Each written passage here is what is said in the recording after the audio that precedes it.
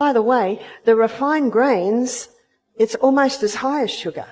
But there is one grain that gets the blood sugar levels higher than refined sugar. Is that a surprise? And the grain that does that is what? Bread and cereal and pasta and cakes, etc., and pizza are all made out of predominantly one grain. What's that one grain? It's wheat. And the reason they put it through intensive crossbreeding is they wanted to create a plant with a high yield of grain, so that would help with the starvation crisis in Africa, in Mexico, in India. At first, the stalk broke before the grain was fully ripe, because wheat used to grow that high. Do you remember that? We had a 25-year-old wheat farmer come to our retreat. He'd never heard of such a thing. He didn't know that wheat used to grow that high.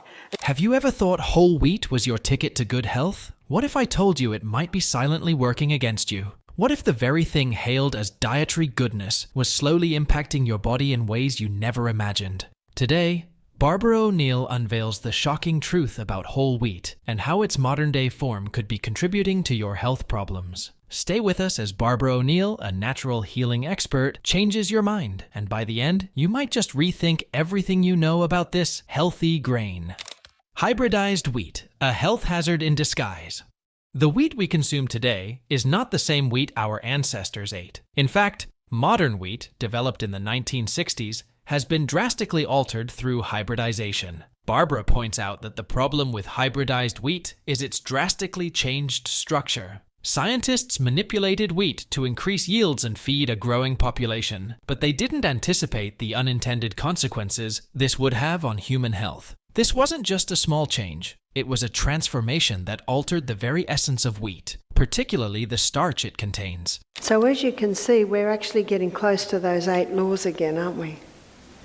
And I believe that it's very important every day to thank God for your pancreas, to thank God that He's given us a body that has the ability to heal itself. And if you don't heal in 3 months, thank God.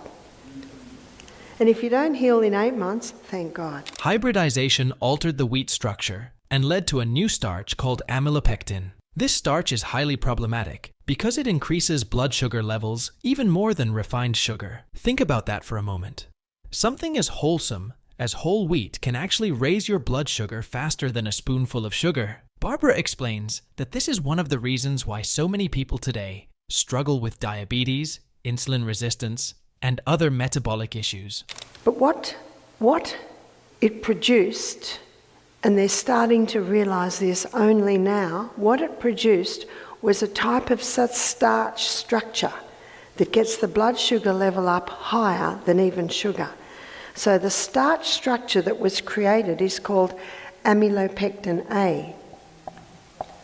And amylopectin A is the name of the starch that was produced. Barbara warns that if you're someone who struggles with blood sugar regulation, the effects of hybridized wheat can be particularly detrimental. Over time, repeated rises in blood sugar can lead to insulin resistance, paving the way for type 2 diabetes. This problem isn't limited to those with pre-existing conditions. Even healthy individuals may experience swings in energy, mood, and concentration after consuming modern wheat. What's truly shocking is that this hybridized wheat is found in nearly every product we consume, from bread to pasta to cereals. Most of us unknowingly consume large amounts of this highly processed and potentially harmful grain every day. And the grain that does that is what? Bread and cereal and pasta and cakes, etc., and pizza are all made out of predominantly one grain. What's that one grain? It's wheat. The implications of consuming hybridized wheat go beyond blood sugar. Barbara reveals that wheat also contains a complex protein structure, particularly gluten, which is harder for the human gut to break down. This has led to a rise in gluten intolerance, sensitivities, and even celiac disease. The gluten found in modern wheat is much more inflammatory than its ancient counterparts, causing digestive issues and systemic inflammation. So, essentially, inflammation is the root cause of many chronic diseases, and wheat once considered a food for good health, is now contributing to a global epidemic of inflammatory disorders.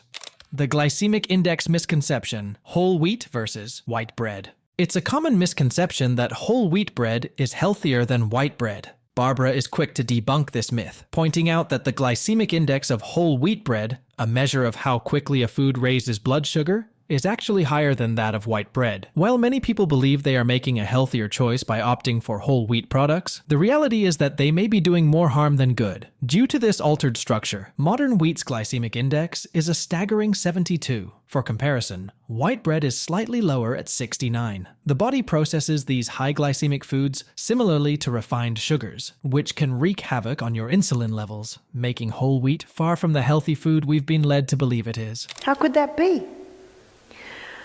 Well, because the whole wheat isn't refined, it's got more amylopectin A in it. And it's the amylopectin A that gets the blood sugar level up. Now, absolutely, whole wheat bread is superior to white because it's got fibre, it's got your B vitamins. But in regard to the diabetic who's watching their blood glucose levels, they need to eliminate wheat totally.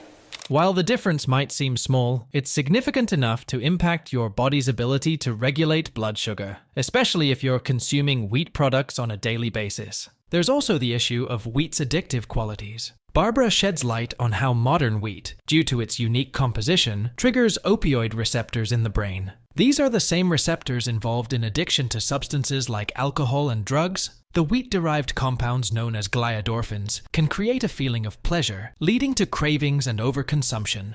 This phenomenon may explain why wheat-based products are so hard to give up for many people, and why reducing wheat intake often results in withdrawal-like symptoms, such as headaches, irritability, and fatigue. Wheat's addictive properties create a cycle of consumption that not only impacts physical health, but can also affect mental well-being. Barbara stresses that this is another layer of the wheat problem that remains under-discussed, but is crucial for understanding why cutting wheat out of the diet can be so difficult, yet necessary for optimal health. Barbara explains that when you consume foods with a high glycemic index, your body quickly converts carbohydrates into glucose, causing a rapid spike in blood sugar levels. In response, your pancreas releases insulin to bring the sugar levels down. But here's the problem. Over time, this constant surge of insulin can lead to insulin resistance, where your cells become less responsive to insulin's signals. This means your body needs to produce more and more insulin to achieve the same effect, eventually leading to conditions like type 2 diabetes. The pancreas is getting screamed at, quick, insulin, more insulin. So it releases a lot of insulin, too much insulin actually. So what happens now? Goes too low. So down there, the brain says to the pancreas, stop the insulin, release the glucagon. But what does the person also do down there? Has a candy, has a Coke, has a coffee with 3 teaspoons of sugar. What does that do? Whoa, up it goes again. Now too high. Stop the glucagon, release the insulin. Oh no, stop the... Can you see what's happening? This rapid increase in blood sugar doesn't just affect those at risk for diabetes, it can impact anyone.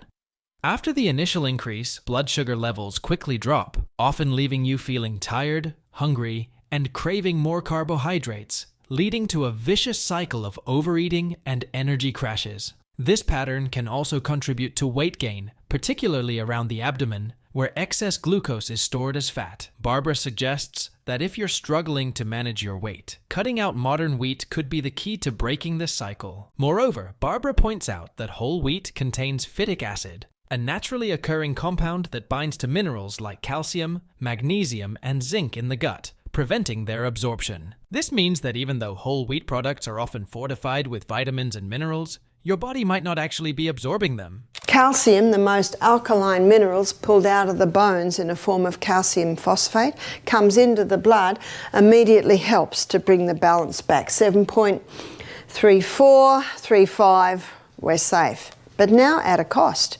We now have free calcium excess floating through the bloodstream.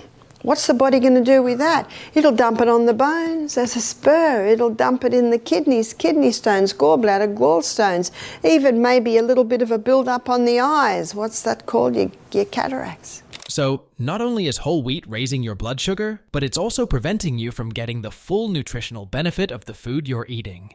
For individuals with mineral deficiencies, this could be a significant contributing factor. It's no wonder that Barbara advises eliminating modern wheat from the diet, especially for those with diabetes or blood sugar concerns. Barbara notes that women, in particular, should be cautious of phytic acid present in modern wheat. It has the potential to interfere with magnesium and zinc levels, two minerals critical for regulating hormones like estrogen and progesterone. A deficiency in these minerals can contribute to issues like PMS, irregular periods, and even fertility problems. What's more, magnesium plays a vital role in regulating cortisol, the body's stress hormone. When magnesium is depleted, cortisol levels can rise, leading to increased anxiety and difficulties in managing stress. By continuing to consume modern wheat, individuals may unknowingly worsen hormonal imbalances, adding yet another reason to reconsider its place in the diet. The constant strain it puts on the body's metabolic processes is too prominent to ignore. But don't worry, she offers hope in the form of ancient grains, which we'll discuss later. The rush to hybridization. Where did we go wrong? Hybridized wheat was introduced in the mid-20th century, when scientists wanted to develop a new strain of wheat with the intention of solving world hunger. The high-yield wheat strain was seen as a miracle, an agricultural triumph that could feed millions. It was such a breakthrough that it even won a Nobel Prize. But as Barbara explains, what was seen as a miracle crop quickly became a health disaster in disguise. The push to get this wheat into the global food supply was rushed, and safety studies were never thoroughly conducted. It's reminiscent of more recent controversies, where speed to market took precedence over careful long-term research. And the reason they put it through intensive crossbreeding is they wanted to create a plant with a high yield of grain, so that would help with the starvation crisis in Africa, in Mexico, in India. Barbara argues that, like with many rushed innovations, the health impacts of hybridized wheat were not fully understood at the time. This wheat was crossbred and engineered without considering how these changes might affect human digestion, metabolism, or overall health. The original goal was to increase yield, make wheat resistant to pests, and ensure a stable food supply. And while these objectives were achieved, they came with a heavy cost: our health. What's particularly concerning is that once this wheat was introduced, it quickly became the norm. Today, almost all the wheat products we consume come from this hybridized strain, which is now used in nearly every type of grain-based product worldwide. It was the 1950s that the wheat was hybridized. It was the 1970s that it went worldwide. So by the 1990s, every pasta, every pizza, every biscuit, cake, cookie, donut, cereal, bread, it's all made out of the hybridized wheat. The wheat we eat now is radically different from the wheat our ancestors consumed. Ancient varieties of wheat, such as spelt, kamut, and einkorn, had simpler,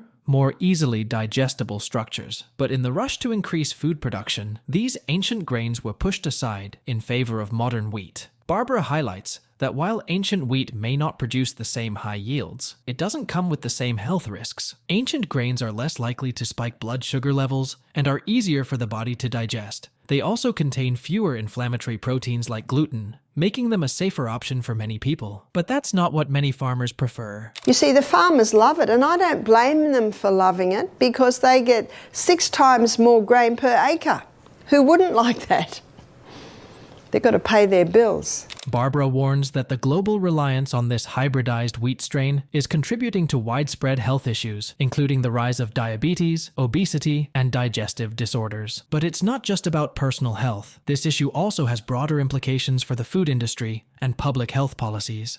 Wheat's role in the global health crisis. It's no coincidence that the rise of hybridized wheat corresponds with an increase in chronic health conditions. Barbara believes that the widespread consumption of modern wheat is one of the major contributing factors to the global health crisis we're witnessing today. From diabetes to heart disease, wheat is playing a much larger role than many people realize. One of the most concerning aspects is how deeply ingrained wheat is in our everyday diets. Wheat is in virtually everything. This much presence makes it difficult to avoid, but also means that its potential to cause harm is equally widespread. Yesterday, It was zoomed through to help with the starvation crisis in the world, and safety studies were never done. Barbara points out that while modern wheat might have helped address hunger issues in the short term, its long-term impact on public health has been devastating. The high levels of amylopectin in wheat lead to a rise in blood sugar, which in turn causes weight gain, insulin resistance, and eventually diabetes.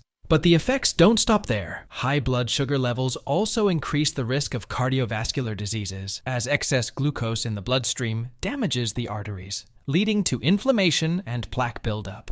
Not to mention so many other diseases. This explains the gluten intolerance that we see today. The two most common symptoms of a gluten intolerance is brain fog and bloating. I meet so many people that have brain fog and bloating, and they almost think it's normal, or it can be blamed on age. Poor old age gets blamed for so many things. Isn't that true? For those who are already at risk for heart disease, consuming wheat can be particularly dangerous. Studies have shown that high blood sugar levels contribute to the hardening of the arteries, known as atherosclerosis, which is a leading cause of heart attacks and strokes. Barbara emphasizes that the inflammatory nature of modern wheat exacerbates these issues, making it a silent contributor to many of the chronic illnesses that are prevalent today. Moreover, the digestive issues caused by modern wheat are contributing to the rise in conditions like leaky gut syndrome and irritable bowel syndrome, IBS. The complex gluten structure in hybridized wheat is difficult for many people to digest, leading to inflammation in the gut lining. This inflammation can cause small gaps to form in the intestinal wall, allowing toxins and undigested food particles to enter the bloodstream, a condition known as leaky gut. Change the gluten or the protein structure, and it's almost only a cast iron gut that can break down that very complex protein or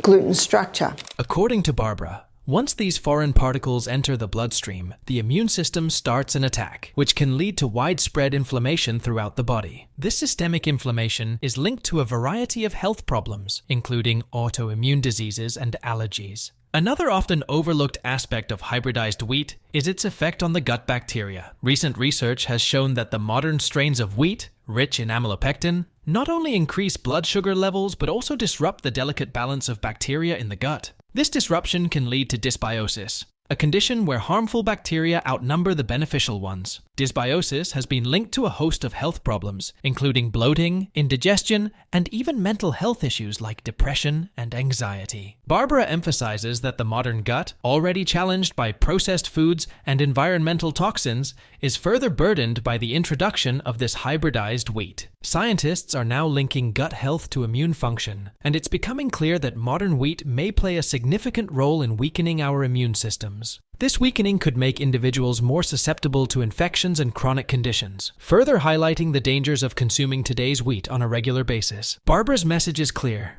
The wheat we consume today is not just a grain, it's a major player in the global health crisis. The good news, however, is that there are alternatives, and by making small changes to your diet, you can drastically improve your health and reduce your risk of chronic disease. With so many processed foods containing wheat, it's difficult to avoid, even if you're consciously trying to cut it out of your diet. The convenience of wheat-based products is hard to resist, but Barbara encourages individuals to be proactive about their health by seeking out alternatives and being mindful of what they consume.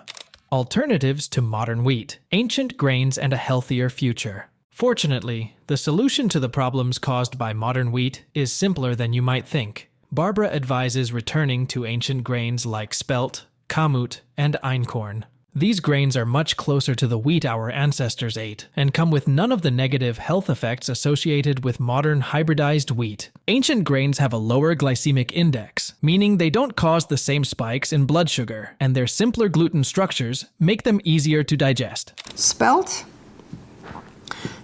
and kamut are wild hybrids of the original wheat. Barbara further tells us that spelt is an ancient variety of wheat that has been cultivated for thousands of years. Unlike modern wheat, it hasn't been subjected to the same level of hybridization, meaning its nutritional profile is much closer to that of the original grain. Its structure, its protein or gluten structure is not as fragile but it's still fairly fragile. Barbara notes that many people who are sensitive to modern wheat can tolerate spelt without any issues. It's higher in protein and fiber than modern wheat, making it a more nutrient-dense option for those looking to improve their health. Similarly, einkorn is another ancient grain that should be making a comeback. It's the oldest form of wheat known to man, even older than spelt, and is considered one of the purest grains available today. Wheat. So let me give you the wheat story. The original wheat that God made is called enkenhorn, or some call it just enkhorn.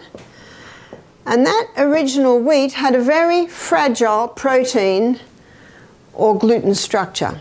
Barbara explains that einkorn contains a simpler gluten structure, which makes it easier to digest and less likely to cause inflammation. It's also rich in essential nutrients like B vitamins, iron, and magnesium, which support overall health and well-being. While einkorn may not produce the same high yields as modern wheat, it offers a much healthier alternative for those looking to avoid the negative effects of hybridized wheat. In addition to these ancient grains, Barbara suggests incorporating other gluten-free grains like quinoa, millet, and buckwheat into your diet. These grains are naturally gluten-free and offer a wide range of health benefits. Quinoa, for instance, is a complete protein, meaning it contains all 9 essential amino acids that the body needs for growth and repair. Millet and buckwheat are both rich in antioxidants, which help to reduce inflammation and protect the body from oxidative stress. By switching to ancient grains and gluten-free alternatives, you can take control of your health and reduce your risk of chronic disease. Barbara encourages everyone to experiment with these grains in their cooking and baking,